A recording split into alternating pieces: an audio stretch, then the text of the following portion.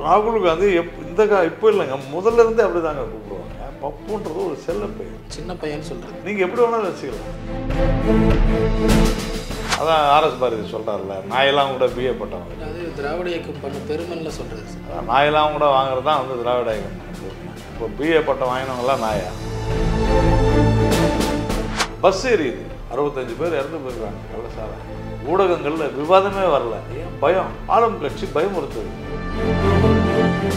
5-6 வருஷமா இந்த நீட்டு வந்து போனது வெயிலையே ஓட்டிக்கிட்டு இருக்காங்க. இந்த நடிகர் விஜய் கூட பேசியிருக்காரு சார். தப்பா பேசுறாங்க. அமைச்சர் துரைமுருகன் அவர்கள் பேரவையில் பேசும் பொழுது டாஸ்மாகில் கிடைக்கக்கூடிய சரக்குல கிக்கு இல்லை அப்படிங்கிற வார்த்தைகள்லாம் பயன்படுத்தி இருந்தார். கிக்கு வரதுக்காக தான் குடிக்கிறாங்கன்னு சொன்னா, டாஸ்மாக் சரக்குல ஏதோ கோளாறு இருக்குன்னு ஒரு அமைச்சரே சொல்றாங்க. பெற்ற தாயை மகன் அடித்து கொலை, கட்டிய மனைவியை கழுத்தை நெரித்து கொலை, 4 மாத தன் குழந்தையை தந்தை சுவற்றில் எடுத்து கொலை, இதெல்லாம் பார்த்துட்டு தான் இருக்கு. இதுக்கு பேர் என்ன சொல்லுவீங்க? அவர் பார்த்தா நீங்க வந்து குனிஞ்சு வணக்கம் சொல்லுங்க, அதை பார்த்தா நிமிர்ந்து நிற்க, இப்படிதான் ஒருத்தர் பேசுவாங்க ஒரு எதிர்கட்சி.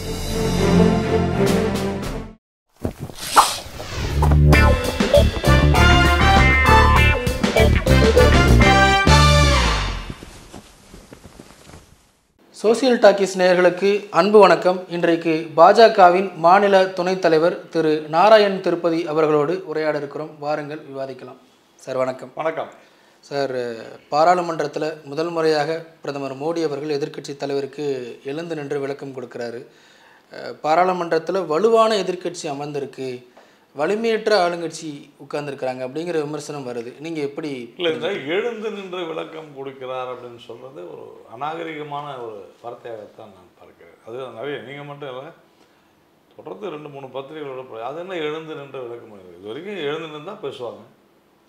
எனக்கு தெரிஞ்சு யாரும் பாராளுமன்றத்தில் உட்காந்துக்கிட்டே பேசுன மாதிரி எனக்கு தெரியல. ஒரே ஒரு முறை திரு அருண் ஜெட்லி அவர்கள் பட்ஜெட் உரை வாசிக்கும் பொழுது உடல்நிலை சரியில்லாத காரணத்தினால உட்காந்து பேசுகிறது தான் பார்த்தேன். மற்றபடி பேசும்போதெல்லாம் எழுந்துன்னு தான் பேசுவாங்க. அந்த பரபரப்புக்காக எதையாவது பேச வேண்டும் என்பதற்காக எழுந்து நின்று விளக்கம் அளித்தார்ன்றதெல்லாம் ராகுல் காந்தி பேசினார். இப்போ கடந்த 2 தேர்தலில் இந்தியாவில் எதிர்கட்சி இல்லை, இப்போ இருக்குது, பேசினார். தவறு என்ன இருக்குது சார்? எல்லாமே புதுசாக இருக்குது சார். அரசியலமைப்பு சட்டத்தை இந்த முறை பதவி ஏற்கும்போது தொட்டு வணங்கி தூக்கி அதுக்கு ரொம்ப மரியாதை கொடுத்து, அப்படின்னா என்ன அர்த்தம்? இதனால் வரை அரசியலமைப்பு சட்டத்தை அவங்க மதிக்கலன்னு அர்த்தம். கரெக்டாக இல்லை, இதுக்கு முன்னாடி கொடுத்த அந்த ரெஸ்பான்ஸுக்கும் இப்போ இருக்கக்கூடிய ரெஸ்பான்ஸுக்கும் ஒரு பெரிய சேஞ்ச் ஓவர் இருக்குதாங்க. இப்போ திடீர்னு அரசியலமைப்பு சட்ட புத்தகத்தை கையில் எடுத்துகிட்டு வராங்கன்னா இது வரைக்கும் அவங்க மதிப்பு கொடுக்கலன்னு அர்த்தம். இப்போ கொடுக்குறாங்க, கொடுக்கட்டும், நல்லது தான் சார். இப்போ தொடர்ச்சியாக தமிழ்நாட்டை பொறுத்த வரைக்கும் தேர்தலுக்கு பிறகு அண்ணாமலை அவர்கள் மாநில தலைவர் பொறுப்பிலிருந்து மாற்றப்படுவார் அப்படிங்கிற செய்தி வந்தது. அதே போல் இப்போ அவர் வெளிநாட்டு படிப்புக்காக வெளிநாட்டுக்கு செல்ல இருக்கிறாரு. எப்படியும் தமிழ்நாடு ஒரு மாநில தலைவர் அப்படிங்கிற பொழுது 4-5-6 மாதங்கள் யாரும் பொறுப்பெல்லாம் இருக்க மாட்டாங்க. 4-5-6 4 மாதமோ அல்லது 6 மாதமோ. ஸோ அந்த நேரத்தில் இன்னொரு தலைவர் மாற்றத்தானே போகிறாங்க.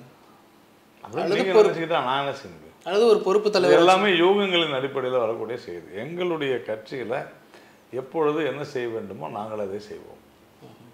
சும்மா மீடியாவுக்கு பொழுது போல எதையாவது பேசணும்னு பேசிக்கிட்டு இருக்கிறாங்க, அவ்வளோதான். நாங்கள் அதை பற்றிலாம் சிந்திக்காத போது நீங்களே மீடியாவே ஒவ்வொரு பேப்பரும் ஒரு ஊடகமும் ஒரு தகவலை போட்டுக்கிட்டு இருக்கிறாங்க. அதெல்லாம் வந்து பொழுது போகாத ஏதோ ஒரு செய்தி பஞ்சத்திற்காக பேசப்படுகிற விஷயங்கள், அவ்வளோதான். ஏதாவது அந்த மாதிரி நடந்தால், ஏதாவது மாற்றங்கள் இருந்தால், நீங்கள் சொல்வது போல ஏதாவது நியமனங்கள் இருந்தால் கண்டிப்பாக அதை சொல்லிட்டு தான் செய்வாங்க, சொல்லாத செய்ய முடியாது. சரி, இப்போ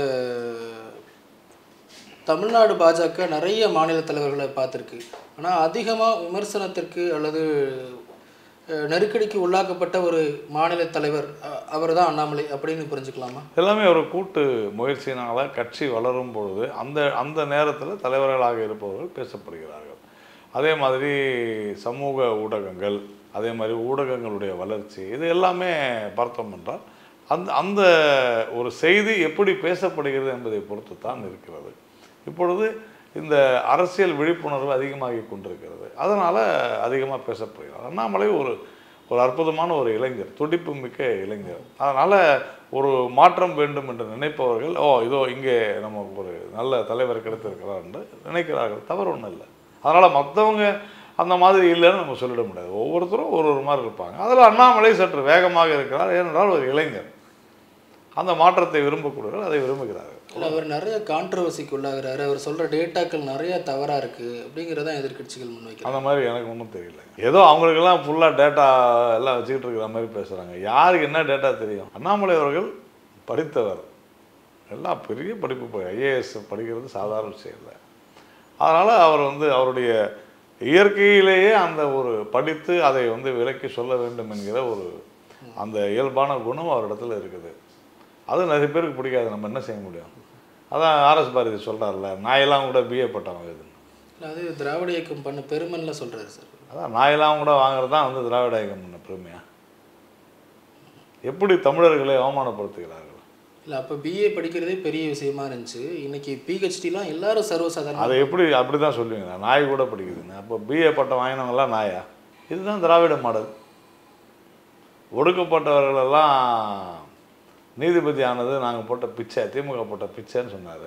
அதான் திராவிட மாடல். அப்படி தான் பேசுவாங்க சார். அப்படி அவர் அந்த நோக்கத்தில் சொல்லியிருந்தாருன்னா ஸ்டாலின் அவர்கள் கூட பிஏ தான் படிச்சிருக்காரு. நீங்கள் அதை அவர்கிட்ட கேட்கணும். இல்லை, அவர் அந்த உள்நோக்கத்தில் சொல்லியிருக்க மாட்டாங்க. நீங்கள் அதை அவர்கிட்ட தான் கேட்கணும். அண்ணாதுரை அவர்கள் எம்ஏ படிச்சிருக்காரு. அதான் அவர்கிட்ட தான் கேட்கணும். பிஏ படித்தவங்க நாயன்னா எம்ஏ படித்தவங்க என்னன்னு கேளுங்க. நான் வேணான்னு சொல்லி. இல்லை, அவர் அந்த அர்த்தத்தில் சொல்லியிருக்க மாட்டார். அவர் எந்த அர்த்தத்தில் சொன்னால் எனக்கு என்ன? சொன்னது தான். வார்த்தைகளை மாற்ற முடியுமா சார்? பாஜகவுக்கு உள்ள கிட்டத்தட்ட அது ஒரு காங்கிரஸ் கட்சி போல் நிறைய கோஷ்டி பூசல் இப்போ நிறைய செய்திகள் கேள்விப்படுறோம். திருச்சி சூர்யா சிவா அவர் பாட்டுக்கிட்ட வரிசையாக. இப்போ நீங்கள் உங்களுடைய கேள்வி பார்த்தீங்கன்னா, பாஜகவிற்கு உள்ள, அதாவது பாஜகவில் இருப்பவர்களிடத்தில் காங்கிரஸ் கட்சி போல் கோஷ்டி இருக்குது. நீங்கள் இப்போ திருச்சி சூர்யா சிவா கட்சியில் இருக்காரா சார்? அவர் போன முறையும் நீக்கப்பட்டார், திருப்பி சேர்த்துக்கிட்டு. நான் கேட்குறது, நீங்கள் கேட்ட கேள்வியில் இருக்கிற முரண்.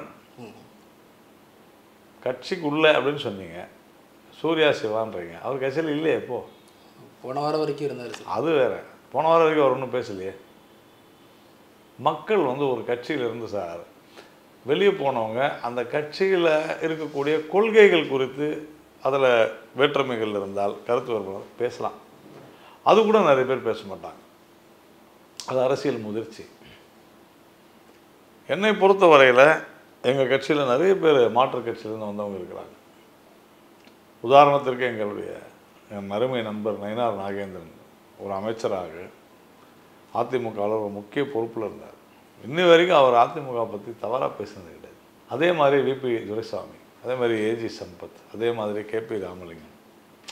அதெல்லாம் ஒரு அரசியல் முதிர்ச்சி. தனிப்பட்ட முறையில் ஒரு கட்சியில் இருந்தபோது இருந்தவர்களை தனிப்பட்ட முறையில் பேசுவது என்பது அது மக்கள் அதை நம்ப மாட்டார்கள். அதாவது சொன்னவங்களை பற்றி நான் பேச விரும்பலை. ஆனால் மக்கள் அதை ஏற்க மாட்டார்கள், மக்கள் அதை நம்ப மாட்டார்கள். நம்பாத சில விஷயங்களுக்கு நம்ம விளக்கமும் கொடுக்க வேணாம், அதுக்கு ரியாக்டும் பண்ண வேணாம். எதிர்மறையாக பேச வேண்டிய அவசியமும் இல்லை. நம்ம அதை கடந்து போகிறது தான் சரின்னு நான் நினைக்கிறேன். சார், அவர் நான் எல்லாமே அண்ணாமலை அவர்கள் சொல்லி தான் செஞ்சேன் அப்படிங்கிறாரு. அதாங்க, அப்போது அவருடைய அது தவறு என்று இப்போது சொன்னால், தமிழர்கள் குறித்து பேசுனது எல்லாமே அவர் சொல்லி 1000 சொல்லலாங்க.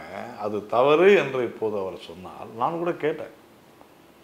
நான் தான் சொன்னேன், நம்ப முடியாத, நம்பிக்கை வராத, ஏற்க முடியாத விஷயங்களுக்கு நம்ம பதில் சொல்லவே கூடாதுன்னு சொல்கிறேன். அவர் சொல்வது தவறு அப்படின்னு சொல்லிட்டு கடந்து போயிடுவார். அவர் ஒரு கிரெடிபிலிட்டி இல்லாத மனிதர். அப்படி மக்கள் ஏற்காத என்ன சொல்லுவீங்க? மக்கள் ஏற்க மாட்டார்கள்னு நான் சொல்கிறேன். மக்கள் அவர்களை ஏற்க மாட்டார்கள், அந்த வார்த்தைகளை நம்ப மாட்டார்கள்.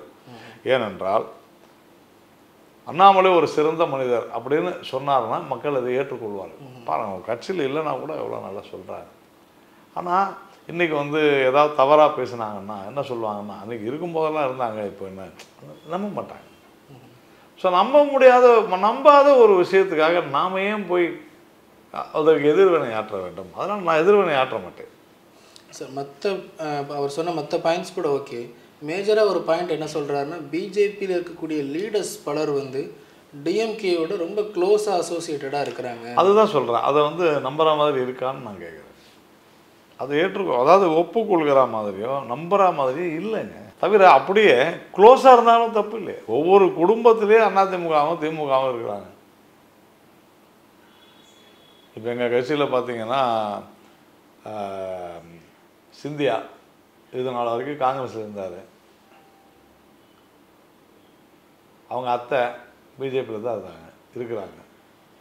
இந்த மாதிரி நிறைய இருக்கிறாங்க. அது ஒரு விஷயம் இல்லை சார்.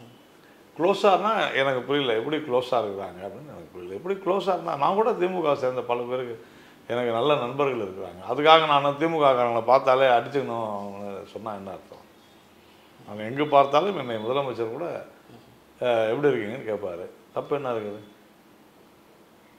அதில் ஒன்றும் தவறு இருக்கிற மாதிரி தெரியல. பட் அவர் சொல்கிற பொருள் என்னன்னு எனக்கு புரியல. அதான் ஏதாவது இருந்தால் அவர் சொல்லட்டும், தப்பு என்ன? அது அவருடைய கருத்து தான் சார். இப்போ விக்கிரவாண்டி இடைத்தேர்தல் இன்னும் சில நாட்களில் நடைபெற இருக்குது. அதிமுக புறக்கணிச்சிட்டாங்க. ஒரு பக்கம் பாஜக சொல்லி தான் அதிமுக புறக்கணிச்சிருக்கிறாங்க. அடுத்து வரக்கூடிய சார் இதெல்லாம் ஊடகங்களுடைய அனுமானங்கள் சார். இதெல்லாம் சும்மா, அதாவது நாட்டில் நிறைய ஜஸ்ட் லைக் கடந்து போக முடியாதுல்ல சார். இப்போ எது கடந்து போகிறோம்னா எல்பி ரோடு அடையாறில் ஒரு பஸ் அப்படியே எரிஞ்சு சாம்பல் ஆயிடுச்சு. அதை நம்ம எல்லாம் கடந்து போயிட்டோம். அதை பற்றி பேசுறதுக்கு யாருமே இல்லை. ஆனால் விக்கிரவாண்டி தேர்தலில் பீட்டு என்ன பரபரப்புன்னு எனக்கு புரியல. அண்ணாமலை வெளிநாட்டுக்கு போகிறாராமே, அவர் சிவா இந்த மாதிரி சொல்லிட்டாரு, இது எல்லாம் ஒரு விஷயமா சார்? பாமக ஜெயலலிதா அவங்க படத்தை போட்டு பிரச்சாரம் பண்ணுறாங்க. அது அவங்கள்ட்ட தான் கேட்கணும், பாமக கிட்ட கேட்கணும். உங்கள் கூட்டணியில் போடக்கூடாதா? உங்கள் கூட்டணியிலேருந்து நான் என்ன சொல்கிறேன், ஜெயலலிதா படம் போடுறதுன்னு தப்பா சார்? அவங்க இன்னொரு கட்சியோட தலைவர் சார். இன்னொரு கட்சி தலைவர் போடக்கூடாதா? இல்லை எனக்கு தெரில. இல்லை அப்படின்னா நீங்கள் கருணாநிதி அவர்கள் படத்தையோ ஸ்டாலின் நான் வந்து கருணாநிதி அவர்களை கட்சி தாண்டி ஒரு தலைவராக ஏற்றுக்கொண்டால் போடுறாங்க, அதில் என்ன இருக்குது? ஆனால் நாங்கள் கருதலை, அவ்வளோதான். எல்லாத்துக்கெல்லாம் அதான் சொல்கிறேன். நீங்கன்னு இல்லை, ஜென்ரலாகவே தமிழ்நாட்டில் இந்த மாதிரியான எதற்குமே பயன்படாத விஷயங்களை தான் நம்ம பரபரப்பாக பேசிகிட்டு இருக்கிறோம். இப்போ இன்னைக்கு காலையில் பார்த்தீங்கன்னா ஒரு முக்கியமான விஷயம், ராசிபுரத்தில் ஒரு பேருந்து, அந்த பேருந்தில் ஒரு பெண்மணி நின்று கொண்டிருக்கிறார். அந்த வேகமாக வண்டி பேருந்து செல்லும் பொழுது, அந்த ஒரு வளைந்து செல்லும் பொழுது அந்த பெண்மணி அந்த படிக்கட்டு வழியாக, படிக்கட்டில் நிற்கலை, மேலே தான் நிற்கிறாங்க, கீழே விழுறாங்க, தூக்கி எறியப்படுகிறார், வெளியே போய் விடுறாங்க. இது எவ்வளோ பெரிய ஒரு ஆபத்தான விஷயம். ஒட்டுமொத்த அரசியல் கட்சிகளும் ஊடகங்களும் இதற்கு குரல் கொடுத்து ஒரே நாளில் ஒரு சட்டத்தை கொண்டு வரணுமா வேண்டாமா? எவ்வளோ பெரிய விஷயம் அது. ஆனால் அதையெல்லாம் நம்ம பொதுவான ஒரு விஷயமா டிஸ்கஸே பண்ணுறதில்ல. நான் இன்றைக்கி உடனடியாக ட்வீட் போட்டேன், இனி தானியங்கி கதவுகள் என்பது கட்டாயம், சட்டம் இயற்றப்பட வேண்டும், உடனே உத்தரவு போட வேண்டும். பஸ் எரியுது, இதையெல்லாம் எவ்வளோ பெரிய சீரியஸான விஷயம். 65 பேர் இறந்து போயிருக்காங்க கள்ளசாராயம். நிறைய சேனலில் யூடியூப்பில் வரவே இல்லை, ஊடகங்களில் விவாதமே வரல. ஏன்? பயம். ஆளும் கட்சி பயமுறுத்துது. இதையெல்லாம் போட மாட்டேங்கிறாங்க. ஆனால் நீங்கள் யோசனை பண்ணி பாருங்கள், நான் ஒரு 4-5 நாளாக பார்க்குறேன், எனக்கு 5-6 வருஷமாக இந்த நீட்டு தொடர்ந்து அதையே பேசிக்கிறாங்க. நீட்டு வருமா வராதா, நீட்டு ஏன் வேணும், எவ்வளோ முறை சொல்லியாச்சு, நீதிமன்றம் சொல்லி, ஆனால் அதே தான் வந்து போனது ரீலையே ஓட்டிக்கிட்டு இருக்கிறாங்க. நடிகர் விஜய் கூட பேசியிருக்காரு சார், தப்பாக பேசியிருக்கிறாரு, தெரியாத பேசியிருக்கிறாரு, அவ்வளோதான். அவர் கட்சி ஆரம்பிக்க போகிறாரு, தெரியாமலே சார் பேசியிருப்பார். தெரியாத பேசுகிறாரு, அவ்வளோதான். அதில் என்ன தெரியாது தான் பேசியிருக்காரு. அடுத்த மாதம் ஒரு படம் வருது, ரிலீஸ் ஆகுது, அதுக்கு நம்ம வாழ்த்து சொல்கிறோம். ஏதோ மறைமுக வஞ்சக புகழ்ச்சி மாதிரி சொல்கிறீங்களே சார்? நான் எப்போவுமே சொல்லுவேன், அதை நீங்கள் எப்படி எடுத்துக்கிட்ட நான் என்ன செய்ய முடியும்? நான் ஏதாவது சொன்னேன்னா, அடுத்த மாதம் ஒரு படம் ரிலீஸ் ஆகுது, வாழ்த்துக்கள்னு சொன்னேன். நான் பாருங்கள், நல்லது சொன்னாலும் அதை எதனாலும் தப்பாக எடுத்துக்கிறீங்க, நான் என்ன பண்ண முடியும் சொல்லுவேன் சார்? அவருடைய பேச்சுக்களில் திமுக எதிர்ப்புங்கிறது நல்லாவே தெரியுது. அதே போல் பொதுவாக ஆளுங்கட்சி எதிர்ப்பு அப்படிங்கிறது மறைமுகமாக பட்டும் படாத அளவுக்கு அவர் பேசுகிறாரு. போதைப்பொருள் விஷயத்திலிருந்து எல்லா விஷயங்களுமே பேசுகிறாரு. அப்படி இருக்கும்போது அவர் திமுக எதிர்ப்பில் தானே நிற்க முடியும். அது நீங்கள் அவர்கிட்ட கேட்க வேண்டிய கேள்வி என்கிட்ட கேட்டால் நான் என்னங்க சொல்ல முடியும்? அவர் ஒரு விஷயம் இந்த மாதிரி ஒருவேளை இந்த நீட் தேர்வு பற்றி பேசுனதுனால அவர் திராவிட பக்கம் வந்துட்டாருன்னு நினைக்கிறீங்க? எனக்கு தெரியாது. அவருக்கு உரிமை அது. அவர் அரசியல் கட்சி துவங்கிய போது நான் முதல் நபராக நான் வரவேற்றேன். அவர் கருத்து அவருடையது. அவர் ஏதாவது நல்லா சொன்னால் கரெக்டாக சொல்கிறாருன்னு சொல்லுவோம், தப்பாக சொன்னால் தப்பாக சொல்கிறாருன்னு சொல்லுவோம். என் வேலை தானே. இந்த நீட்டு விவகாரத்தில் தப்பாக தான் சொல்கிறாரு, தெரியாத சொல்கிறாரு, புரியாத சொல்கிறாரு. தெரிஞ்சுக்கணும், புரிஞ்சுக்கணும்.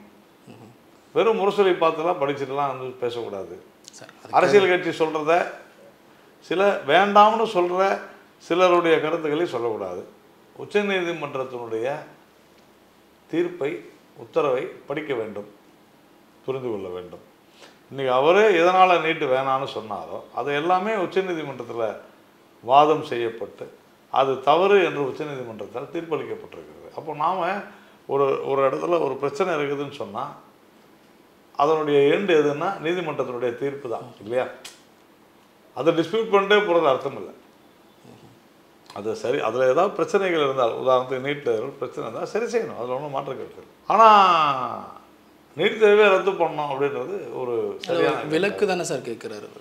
ரத்து நீட் தேர்வு வேணாம் அப்படின்றார். ரெண்டாவது நீங்கள் அவரை ரொம்ப சிறுமைப்படுத்தி முரசொலி படிச்சுட்டு பேசுகிறாருன்னு சொல்கிறீங்க.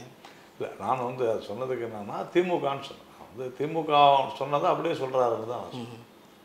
ஏன்னா அவருடைய பேச்சில் 2-3 விஷயம் வந்து பார்த்திங்கன்னா, இந்த ஒன்றிய அரசு அப்படின்னு பேசுகிறது திமுக தான் பேசணும், வேறு யாரும் பேசலை. அப்போ அது நான் சொன்னதில் என்ன தப்பு இருக்குதா? திராவிட முன்னேற்ற கழகத்தினுடைய ஆதரவு நிலைப்பாட்டை எடுத்தவர்கள் தான் அந்த ஒன்றிய அரசுன்னு பேசினாங்க, பேசிக்கிட்டு இருந்தாங்க. அப்போ இவர் முரசொலி படித்து தான் பேசுகிறாருன்னு நான் சொல்கிறேன். எனக்கு தெரிஞ்சு ஒரு லீடிங் டெய்லிஸில் தினகரன் முரசொலி தவிர வேறு எதுலேயும் ஒன்றிய அரசுன்னு போகிறதில்ல, மத்திய அரசுன்னு தான் போகிறான். If I am right. அப்போ நான் சொன்னது சரிதானே சார்? அதே போல் சே நோ டு ட்ரக்ஸ் அப்படிங்கிறது அதிமுகவில் உள்ள முக்கியமானவர்கள் எல்லாருமே அவங்களோட ட்விட்டர் நம்மள அதான் சொல்லுவேன். பொதுவான வார்த்தைகள் சொல்கிறீங்க, பொதுவான வார்த்தைகள் அதையும் அவரும் சொல்கிறாரு. வரவேற்கிறேன். இப்போ போதைக்கு எதிராங்கிறது அது கிட்டத்தட்ட வெளிப்படையாக இல்லைங்க, நான் வரவேற்கிறேன்றேன். நான் தான் சொல்கிறேன். அவர் நல்லது சொன்னால் நான் வரவேற்கிறேன், தவறாக சொன்னால் தப்புன்னு சொல்கிறேன். இதில் என்ன இருக்குது? சொல்லக்கூடாதா? என்னை போல் அவர் ஒரு மனிதர் தானுங்க. எங்களை போல் ஒரு அரசியல் கட்சி நடத்துகிறாருங்க. எல்லாமே 100% சரியாக இருக்கும்னுலாம் சொல்ல முடியாது. அவர் இப்போ தான் அரசியலுக்கு வந்திருக்காரு. அவர் நிறைய கற்றுக்கணும், நல்லா வளரணும், அதெல்லாம் ஒன்றும் சந்தேகம் இல்லை. அதுதான் நான் சொன்னேன். சார், அமைச்சர் துரைமுருகன் அவர்கள் பேரவையில் பேசும் பொழுது டாஸ்மாகில் கிடைக்கக்கூடிய சரக்கில் கிக்கு இல்லை அப்படிங்கிற வார்த்தைகள்லாம் பயன்படுத்தியிருந்தார். பிறகு சில விவாதங்கள்லாம் மேற்கொண்டிருந்தாங்க. இப்போ வர செப்டம்பர்லேருந்து டாஸ்மாகில் அந்த குவார்ட்டரில் பாதி அளவு ஒருவேளை விலை குறைவாக கொடுத்தோம்னா கள்ளச்சாராயம் பக்கம் போகாமல் நல்ல சாராயம் பக்கம் வருவாங்க அப்படிங்கிற மாதிரி ஒரு முயற்சி எடுத்திருக்காங்களோ? அவர் அது மட்டும் சொல்ல, அவர் அதோடு சேர்த்து இன்னொன்று சொன்னார். இன்னும் நாங்கள் என்ன ஒவ்வொரு தெருவுலேயும் போலீஸ் ஸ்டேஷனை திறக்க முடியும் அப்படின்னு கேட்டார். ஒரு வேளை ஒவ்வொரு தெருவுலேயும் டாஸ்மாக் கடையை திறப்பாங்களான்னு யாருக்கு தெரியும்? உங்களால் போலீஸ் ஸ்டேஷனை திறந்து கட்டுப்படுத்த முடியலன்னு சொன்னால் கள்ளச்சாராயத்தை எப்படி கட்டுப்படுத்துன்னு சொன்னாங்க? எப்படி சொன்னாங்க? கள்ளச்சாராயத்தை எப்படி கட்டுப்படுத்துவாங்க? டாஸ்மாக் மூலமாக. அதான். அப்போ ஒவ்வொரு தெருவிலையும் எங்களால் போலீஸ் ஸ்டேஷனை திறந்து பண்ண முடியாதுன்னு சொன்னால் என்ன அர்த்தம்? ஒவ்வொரு தெருவிலையும் டாஸ்மாக் திறக்க போகிறோன்னு அர்த்தம். ஒருவேளை அப்படி தான் சொன்னாரான்றது துரைமுருகன் தான் சொல்லணும். ரெண்டாவது, கிக்கு வரலை அப்படின்னு சொன்னால் அவர் எதை மீன் பண்ணாருன்னு எனக்கு தெரில. கிக்கு வரதுக்காக தான் குடிக்கிறாங்கன்னு சொன்னால் டாஸ்மாக் சரக்கில் ஏதோ கோளாறு இருக்குதுன்னு அர்த்தம். ஒரு அமைச்சரே சொல்கிறாங்க. அப்போது அந்த நிறுவனங்களிலிருந்து வாங்கக்கூடிய மது வகைகளை நிறுத்த வேண்டும். இங்கே பிரச்சனையாக தானே, ஒரு சில நிறுவனங்கள் மட்டும்தான் டாஸ்மாகுக்கு சப்ளை பண்ணுது. அவர் சொல்கிறது சரி. ஆக்சுவலாக தரமான மதுவை கொடுப்பதற்கு தவறிவிட்டது இந்த அரசாங்கம். காரணம் காசு, பணம், துட்டு, மணி, லஞ்சம், ஊழல். இப்போ 2016 பூரண மதுவிலக்கு அப்படிங்கிறது கிட்டத்தட்ட எல்லா கட்சிகளுமே ஒரு முதன்மையான கோரிக்கையாக முன் வச்சுருந்தாங்க. ஆனால் இப்போ திமுக பூரண மதுவிலக்கு சாத்தியமே இல்லை அப்படிங்கிற அளவுக்கு அவங்க வந்துட்டாங்க. திமுக கூட்டணியில் இருக்கக்கூடிய விடுதலை சிறுத்தைகள் கட்சி திருமாவளவன் அவர்கள் மட்டும் பூரண மதுவிலக்கு வேணும் அப்படின்னு சொல்லி கோரிக்கை முன்வைக்கிறாரு. எப்படி இந்த இடைப்பட்ட கால வேறுபாட்டை பிரிச்சுக்கிறது? சார், முதல்ல நான் சொல்லுவது இங்கே இருக்கக்கூடிய தமிழகத்தில், அதாவது கனிமொழி அவர்கள் சொன்னது போல் இந்தியாவிலேயே அதிக விதவைகள், இளம் விதவைகள் இருக்கக்கூடிய ஒரு மாநிலம் தமிழ்நாடு. அது காரணம் என்னென்னா டாஸ்மாக் மது. அப்போது டாஸ்மாக் மதுவை அருந்தி அதன் மூலம் உயிரிழக்கக்கூடியவர்கள் அப்படின்னு சொன்னால் அதற்கு டாஸ்மாக் தான் பதில் சொல்லணும். கனிமொழி சொன்னதுக்கு டாஸ்மாக் பதில் சொல்லியே தான் ஆகணும். நாம் இன்றைக்கி என்ன பார்க்குறோம்னா, கடந்த சில வருடங்களில் அதிகமாக, இது முன்னாலே இருந்துச்சு, ஆனால் இப்போ அதிகமாக பெற்ற தந்தையை நிறைய செய்திகள், மகனே எரித்து கொலை, பெற்ற தாயை மகன் அடித்து கொலை, கட்டிய மனைவியை கழுத்தை நெரித்து கொலை, 4 மாத தன் குழந்தையை தந்தை சுவற்றில் அடித்து கொலை, இதெல்லாம் பார்த்துட்டு தான் இருக்கணும்.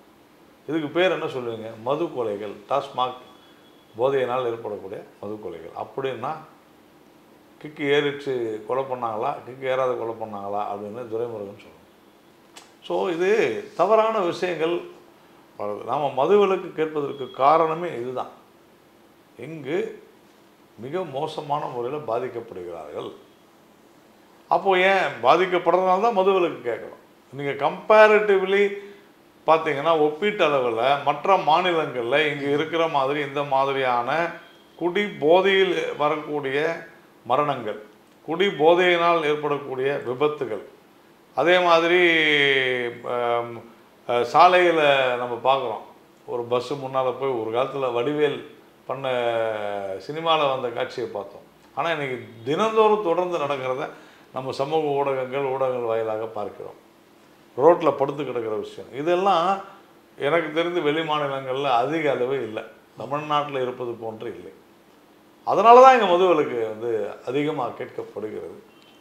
திருமாவளவன் சொன்னது, பாராளுமன்றத்தில் பேசினது அது கொள்கை அளவில் நம்ம ஏற்றுக்கலாம். ஆனால் அதே திருமாவளவன் அதே போல் இங்கே பேசணும்.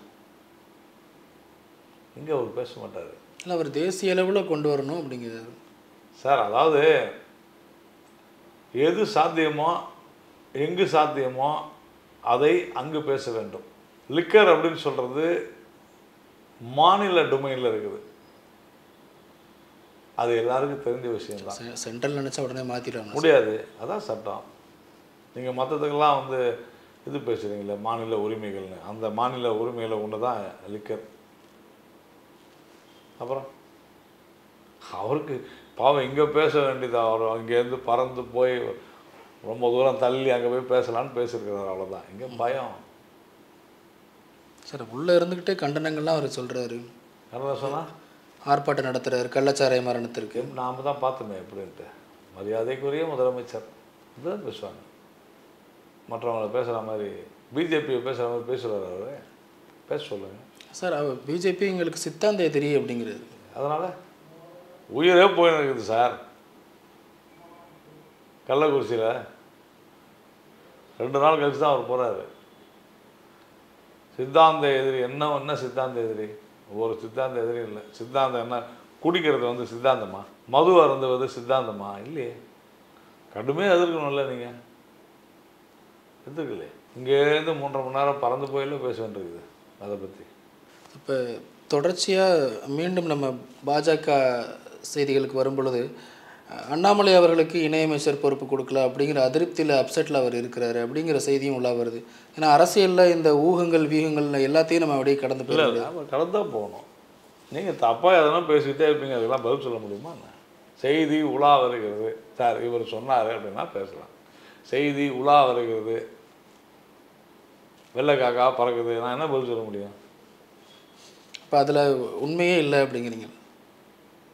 அது பொய்யை தவிர வேறு ஒன்றும் இல்லைன்னு சொல்கிறாங்க. இப்போ தொடர்ச்சியாக அடுத்த 2026 தேர்தலில் மீண்டும் அதிமுக பாஜக கூட்டணிக்கு வாய்ப்பு இருக்குன்னு நினைக்கிறீங்களா? தெரியல. இன்றைக்கி கூட்டணி இல்லை. இல்லை இப்போ அவங்க இல்லை, உங்களுக்கு நான் என்ன சொல்கிறேன்னு புரியல. இன்றைக்கி கூட்டணி இல்லை சார். அவங்க அதிருப்தியாக முன் வச்சது அண்ணாமலை அவர்கள் மட்டும்தான், வேறு யாரையும் அவங்க சொல்லலை. அண்ணாமலை அவர்கள் தான். நான் ஏங்க அதெல்லாம் புரியுது. எனக்கு அண்ணாமலை அவர்களும் என் கட்சியும் ஒன்று தான். இல்லை, நான் என்ன கேட்குறேன்னா, வெவ்வேறாக நான் பிரிக்க முடியாது. ஜெயக்குமார் அவர்களோ மற்ற அதிமுக தலைவர்களோ அவங்க காரணமாக சொன்னது அண்ணாமலை அவர்களை மட்டும்தான். எனக்கு அதை பற்றி கவலை இல்லை. அவங்க வேற எந்த பாஜகவோட, பாரதிய ஜனதா கட்சி அதிமுகவுடன் கூட்டணி வைக்கவில்லை தேர்தலின் போது. இன்று பாரதிய ஜனதா கட்சிக்கு அதிமுகவுடன் கூட்டணி இல்லை. இதுதான் நிதர்சனமான உண்மை. வைத்திருந்தால் இந்த தேர்தலில் கூட நாங்கள் இன்னும் நிறைய சீட் ஜெயிச்சிருப்போம்னு பாஜகவிலையும் சிலர் சொன்னாங்க, அதிமுகவிலையும் சிலர் சொன்னாங்க. நான் அப்படி சொல்லலைங்க, நான் அப்படி சொல்லவும் மாட்டேன். ஒவ்வொருத்தரும் ஒவ்வொரு கேள்வி. இப்போ உதாரணத்துக்கு பார்த்தீங்கன்னா டாக்டர் தமிழிசை சவுந்தரராஜன் ஒரு விஷயம் சொன்னாங்க, அரித்மெட்டிக்கலா அப்படின்னு ஒரு வார்த்தையை சொன்னாங்க. 2 ஓட்டையும் கூட்டி கணக்கு பார்த்தா அப்படி தான் இருக்குது. ஆனால் சந்தர்ப்ப சூழ்நிலை அப்படி இல்லை. எனக்கு ஒன்றும் அதில் தவறு இருக்கிற மாதிரி தெரியல. ஆனால் அது எப்படி திருத்தி பேசப்பட்டது, இப்போ நீங்கள் சொன்ன மாதிரி தான் பேசப்பட்டது. அவங்க சொன்னதில் அதானே சார் கால்குலேஷன் இல்லைங்க, அதுதான் அரித்மெட்டிக்கு. நான் சொல்கிறேன் திமுகவும் பிஜேபியும் சேர்த்து வாங்கின ஓட்டை போட்டு பார்த்தா அப்படின்னு அது ஒரு கணக்கு போடுங்க. இதெல்லாம் என்ன பேச்சு? இது காங்கிரஸும் பிஜேபி தனித்தனியாக நின்றுருக்குறோங்க. சில கடந்த காலத்தில் திமுகவோடையும் பாஜக கூட்டணி வச்சுருக்கீங்களா? வச்சுருக்குறோம். அரசியலில் எது வேணாலும் நடந்தாலும் இருந்திருக்குது. அது ஒன்றும் பெரிய விஷயம் இல்லையா. ஸோ இப்போ 26 இப்போ பேச வேண்டாங்கிறீங்க. இன்னைக்கு கூட்டணி இல்லை. கூட்டணின்றது தேர்தல் காலத்தில் வர்றது தாங்க. கூட்டணினாலே தேர்தல் காலத்தில் வர்றது தான். இப்போ கூட்டணின்னு திமுகவும் மற்றதெல்லாம் சொல்கிறாங்கன்னா அவங்களுக்கு அது வியாபாரம். திமுகவுக்கும் கம்யூனிஸ்ட்டுக்கு இருக்கிறதுக்கு பேர் வியாபாரம், திமுகவுக்கும் விடுதலை சிறுத்தைகளுக்கு பேர் வியாபாரம், அவ்வளோதான். ஸோ இப்போ 26 புதுசாக ஒரு ஆப்ஷன் இருக்குல்ல சார்? என்ன ஆப்ஷன்? தமிழக வெற்றி கழகம். சரி, என்ன இப்போ அதனால்? இல்லை, அந்த ஆப்ஷனுக்கு திமுகவில் இருந்து சில அணிகள் சில கட்சிகள் வராங்க. அப்படிங்கிற போது நாங்கள் அதெல்லாம் செய்ய முடியும். நாங்கள் எங்களுடைய வெற்றிக்கு, எங்களுடைய தேசிய ஜனநாயக கூட்டணிக்கு யார் வேண்டுமானாலும் நாங்கள் இணைத்துக்கொள்வோம். எங்களுடைய உங்கள் தலைமையை ஏற்றுக்கொண்டு வருபவர்களை நாங்கள் ஏற்றுக்கொள்வோம். அந்த அளவுக்கு தமிழ்நாட்டில் வளர்ந்துட்டோம்னு நினைக்கிறீங்களா சார்? கண்டிப்பாக வளர்ந்துருக்கிறோம். 13 இடங்களில் 2வது இடத்துல வந்துருக்கிறோம். ஸோ நிச்சயமாக அடுத்தும் உங்கள் தலைமை தான் கூட்டணி அப்படிங்கிறீங்க? அதில் என்ன மாற்றப்படுகிறது? இந்தியா முழுக்க எங்கள் தலைமை தான் கூட்டணி. இப்போ அதைத்தான் ஜெயக்குமார் அவர்கள் சொன்னார். பாராளுமன்ற தேர்தலில் சரி, சட்டமன்ற தேர்தலையும் அவங்க தலைமையில் கூட்டணின்னு சொல்கிறது தான் எங்களுக்கு சிக்கலாக வந்துச்சு அப்படிங்கிறது. எனக்கு தெரியலங்க, அவர் எப்போ சொன்னார், நாங்கள் எப்போ அதை சொன்னோன்னு எனக்கு தெரியல. இல்லை, அண்ணாமலை அவர்கள் தான் சொன்னார். கடந்த முறை நாங்கள் இருந்தபோது கூட எல்லாருமே அதான் சொன்னோம். அதிமுகவுடைய தலைமையில் தான் நாங்கள் இந்த கூட்டணி தமிழ்நாட்டில் இருக்குதுன்னு தான் சொன்னோம். யாராவது அந்த மாதிரி சொன்னாங்களான்னு எனக்கு தெரியல. எனக்கு தெரிஞ்சு யாரும் சொல்லு. இல்லை, அண்ணாமலை அவர்கள் தான் சொல்லியிருக்காரு. சொல்லலைங்க. சரி, இப்போ கடந்த சட்டமன்ற தேர்தல் கூட அப்படி சொல்ல. எதிர்கட்சியாக இருந்தால் கூட அவங்க வெற்றியை ரொம்ப கொண்டாடுறாங்க. ஆனால் ஆளுங்கட்சியாக இருந்தால் கூட நீங்கள் வலிமை இல்லாதவங்களா அப்படிங்கிற ஒரு தோற்றம் தான் ஊடகங்களில் காட்டப்படுது. ஆமாம், ஊடகங்கள். அது என்னென்னா, நம்ம செந்தில் கவுண்டமணி படம் பார்த்துருக்கீங்களா? ஒரு காமெடி வரும். அதுபோல் நாங்கள் பாஸ் ஆகிட்டோம், அவங்க ஃபெயில். பாஸ் தான், ஃபெயில் தான். இந்த நாட்டில் இத்தனை வருஷத்தில் உண்மையிலேயே தோற்றவங்க நாங்கள் தாங்க வெற்றி பெற்றோம்னு சொல்கிறதே தமாஷா இருக்குது. நாங்கள் பாஸ், நீங்கள் ஃபெயில். ரொம்ப சிம்பிள். நீடிக்காது நீ ரொம்ப காலத்துக்கு அப்படிங்கிற அது அவங்க ஆசை. எப்போ வேணாலும் உங்கள் சைடில் இருக்கக்கூடிய கட்சிகள் இந்த பக்கம் வந்துடுவாங்க. எப்போ வேணாலும் அவங்க சைடில் இருக்க கட்சிகள் இந்த பக்கம் வர மாட்டாங்களா? என்ன சார் இது? என்ன இது? மொத்தமாக ஒரு 30 கட்சி சேர்ந்து 230 சீட்டு வாங்கிறதுக்கு துப்பு இல்லை. நாங்கள் 240 சீட்டுக்கு மேலே வாங்கியிருக்கோம். இவங்க நம்மளை பார்த்து சொல்கிறாங்கன்னா இது புரிஞ்சுங்க. அதுதான் நான் சொன்னேன். இது ஏதோ அவர்கள் அடைந்திருக்கக்கூடிய படு தோல்வியை, 3வது முறையாக அடைந்திருக்கக்கூடிய படு தோல்வி அவர்களை திண்டாட செய்கிறது. வெற்றியில் வர்றது அகம்பாவம், ஆணவம். இவர்களுடைய தோல்வியை வெற்றியாக கொண்டாடுவது என்பது வெறுப்பு, பொறாமை. வெறுப்பும் பொறாமையும் இருந்தால் அழிவு நிச்சயம். சார், இவங்க நாங்கள் இப்பயும் நிதிஷ்ட்டு பேசிகிட்டு தான் இருக்கிறோம், சந்திரபாபு அவர்களோடு பேசிகிட்டு தான் இருக்கிறோம், எப்போ வேணாலும் மாற்றம் நடக்கும் அப்படிங்கிறாங்க. நாங்கள் கூட இப்பயும் முலாயம் அது அகிலேஷ் யாதவ் கூட பேசிட்டு தான் இருக்கிறோம். நேற்று கூட சொன்னார், பார்த்தீங்களா? மோடி சொன்னார் அகிலேஷ் யாதவ் விட்டார், உங்கள் அப்பா என்ன சொன்னார் தெரியுமா அன்றைக்கி அப்படின்னு. இதெல்லாம் ஒரு பேச்சா சார்? சார், அகிலேஷ் ரொம்ப ஸ்ட்ராங்காக இருக்கார் சார் இந்தியா அலையன்ஸில். சந்திரபாபு நாயுடு கூட தான் ஸ்ட்ராங்காக இருக்கிறாரு, நிதிஷ்குமார் கூட தான் ஸ்ட்ராங்காக இருக்கிறாரு. இல்லை, துணை சபாநாயகர் அந்த இதில் ஒரு குழப்படி. உங்களுக்கு யார் சொன்னாங்க ரகசியமாக? யாராவது சொன்னாங்களா? எல்லா செய்திகளையும் நம்ம பார்க்குறோம், விவாதங்களில் பேசுகிறாங்க. செய்திகளில் தான் என்னங்க, விவாதங்களில் பேசுறதெல்லாம் ஒரு பேச்சாக இருக்க முடியுமா? சொல்ல முடியாது. அனுமானங்கள் வச்சுக்கிட்டுலாம் பேச முடியாது. அது மாதிரி எங்களுடைய தேசிய ஜனநாயக கூட்டணி பாஸ், உங்களுடைய இந்தி கூட்டணி ஃபெயில். பாஸ் தான், ஃபெயில் தான், அதில் மாற்றமே கிடையாது. நீ தோத்துட்ட, முடிஞ்சு போச்சு, அவ்வளோதான். சும்மா உட்காந்துக்கிட்டு இந்த இது வேஸ்ட்டு, நாங்கள் தார்மீக வெற்றி, தார்மீக தோல்வி, இதெல்லாம் வேணாயா. பாஸ் தான், ஃபெயில் தான், போயிட்டு வாங்க, முடிஞ்சு போச்சு. நம்ம வேலையை பார்த்துக்கிட்டு போயிட்டே இருக்கிறோம், அவ்வளோதான். சார், ராகுல் காந்தியை கொஞ்சம் பப்புங்கிற வார்த்தையை சொல்லி தான் குறிப்பிட்டு இருந்தீங்க. இன்றைக்கி அவர் இல்லைங்க, உங்களுக்கு புரியலைங்க. பப்புன்னு சொல்கிறது ராகுல் காந்தி இப்போ இல்லைங்க, முதல்ல இருந்தே அப்படி தாங்க கூப்பிடுவாங்க. பப்புன்றது ஒரு செல்ல பெயர், சின்ன பையன் சொல்கிறது. நீங்கள் எப்படி வேணாலும் வச்சுக்கலாம் சார். அதான் சார், கண்ணு அப்படின்னு சொல்கிறத விட சின்ன பையன்தான். ஏன்னா எனக்கு தெரிந்த வரையிலும் பாராளுமன்றத்தில் நான் பலமுறை நேரில் தொலைக்காட்சியிலே பார்த்துருக்கேன். வெங்கையா நாயுடு மந்திரியாக இருக்கும்போது பப்போ அப்படின்னு கூப்பிடுவாங்க, வந்து பேசுவாங்க. கிண்டலுக்காக இல்லை, சீரியஸாகவே கூப்பிடுவாங்க, வந்து பேசுவார். நிறைய பேர் கூப்பிடுவாங்க. நீங்கள் டெல்லியிலலாம் அப்படி தாங்க பழகுவாங்க. இங்கே மாதிரிலாம் இல்லை. இங்கே யார்கிட்டயே பேசினாலே அவர் பேசிட்டார், இவர் பேசிட்டார் அப்படின்றது. சார், என்னதான் இருந்தாலும் அவர் ஒரு பாரம்பரியமான அரசியல் குடும்பத்தை சேர்ந்தவர். ஒரு இன்றைக்கு எதிர்கட்சி அதனால் என்ன இப்போ இல்லை, இன்றைக்கு அவருக்கு கொடுக்கக்கூடிய ரெஸ்பான்ஸுக்கும் அன்னைக்கு கொடுத்ததுக்கும் வித்தியாசம் இருக்குல்ல சார்? அதான் சொன்னார்ல, எதிர்கட்சி தலைவர்னு ஒரு அங்கீகாரம் வந்ததுன்னா அதற்கு உண்டான மரியாதையை கொடுத்து தான் ஆக வேண்டும். பிரதமரே சொல்கிறாரு, கான்ஸ்டியூஷன் சொல்லுதுப்பா, அதனால் நான் கொடுக்குறேன்றாரு. ஆனால் அவர் என்ன சொல்கிறார்?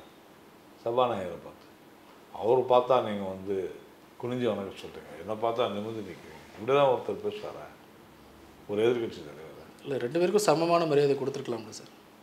யாருக்கு எப்படி மரியாதை கொடுக்கணும், யார் சொல்கிறது? மரியாதைன்றது கேட்டு வாங்கிக்கணும். வயசுன்னு ஒன்று இருக்குல்ல, மரியாதைலாம் கேட்டுலாம், மரியாதை தானாக வரும். இல்லை, அந்த டெசிக்னேஷனுக்கான என்ன மரியாதை குறைவாக நடந்துக்கிட்டாங்கன்னு சொல்லுங்கள். அவங்க காலில் விழணுமா? இல்லையே, அவருடைய பார்வையில் இருக்குது, அவ்வளோதான். சார், நிறைவு கருத்தாக தமிழ்நாட்டில் பாஜக அடுத்தடுத்து என்ன மாதிரியான செயல்பாடுகளை மேற்கொள்ள இருக்குது? பாரதிய ஜனதா கட்சி மக்களுடைய பிரச்சனைகளை அணுகும். திராவிட முன்னேற்ற கழகத்தினுடைய படுதோல்வி அடைந்து கொண்டிருக்கக்கூடிய திராவிட முன்னேற்ற கழகத்தினுடைய தவறுகளை சுட்டி காண்பிக்கும். சட்ட ஒழுங்கு சீர்கேடு, அதே மாதிரி மோசமான நிர்வாகம், தொழில்துறையில் வளர்ச்சியின்மை, கல்வித்துறையில் மிக மோசமான செயல்பாடு, இதெல்லாம் நாம் தொடர்ந்து விமர்சித்து கொண்டே இருப்போம். லஞ்சம், ஊழல், இவற்றையெல்லாம் விமர்சித்து கொண்டிருக்கின்றோம்.